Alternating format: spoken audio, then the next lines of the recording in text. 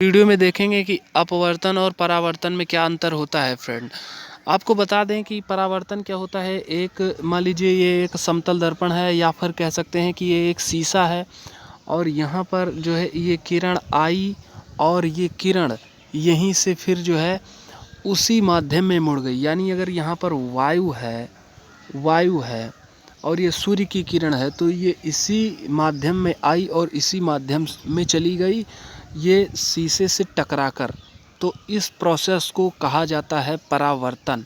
जितना आपतन कोण बनेगा उतना ही परावर्तन कोण बनेगा, आपको ये बात ध्यान रखना है। तो हमने क्या बताया कि ये जो है उदाहरण के तौर पर ये मान लीजिए ये सूर्य की किरण है और यहाँ पर एक शीशा एक मिरर रखा है और यहाँ पर एक किरण आई और जो है इसका ज़्यादातर अधिकांश जो किरण का प्रकाश था वो उसी माध्यम में लौट गया और इस जो है किरण के परिवर्तित यानी उसी माध्यम में परिवर्तित होने की घटना को हम परावर्तन कहते हैं।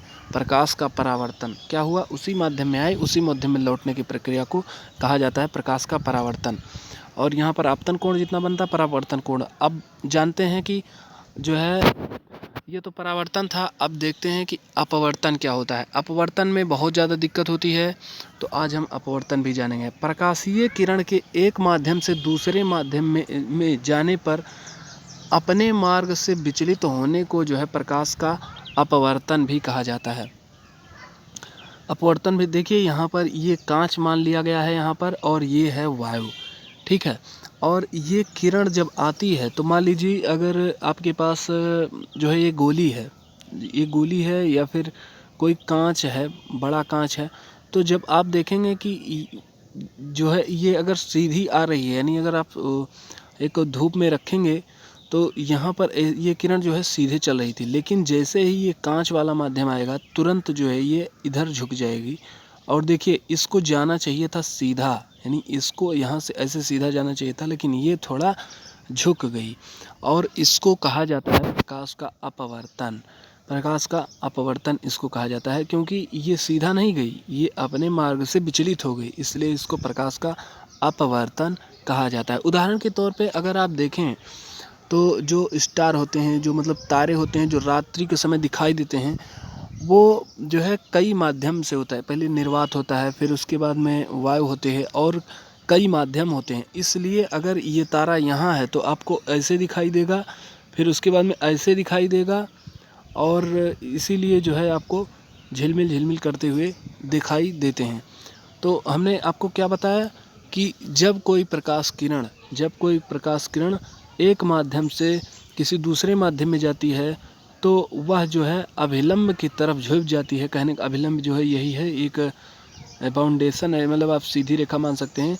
तो अभिलंब की तरफ पहले से जिस माध्यम में आ रही है उस माध्यम से अभिलंब की तरफ झुकने को ही हम प्रकाश का अपवर्तन कहते हैं। तो यहाँ पर वायु था, यहाँ पर कांच है और ये देखिए यहाँ पर क्या हो रहा है कि यहाँ पर ये जो है ये वाली जो मतलब सीधी लाइन है, यानी कि जो किरण आपतित हो रही थी यहाँ पर, ये अभिलंब की तरफ झुक रही है और इसीलिए इसे हम प्रकाश का अपवर्तन कहेंगे। तो आपको समझ में आ गया होगा कि जब कोई किरण आती है और किसी चिकने तल से टकराकर लौट जाती है, उसका अधिकांश भाग लौट जाता है, उसे हम परावर्तन कहते हैं।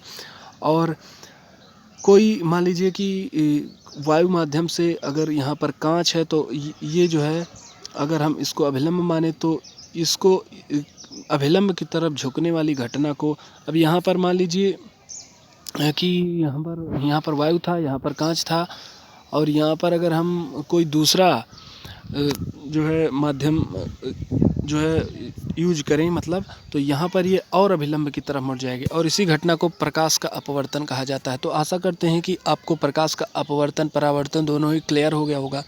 और अगर आपको वीडियो पसंद आया हो तो प्लीज़ वीडियो को लाइक करिए, चैनल को सब्सक्राइब करिए और मिलते हैं किसी नई जानकारी को लेकर किसी अगले वीडियो में। थैंक यू फ्रेंड, आज के लिए बस इतना ही।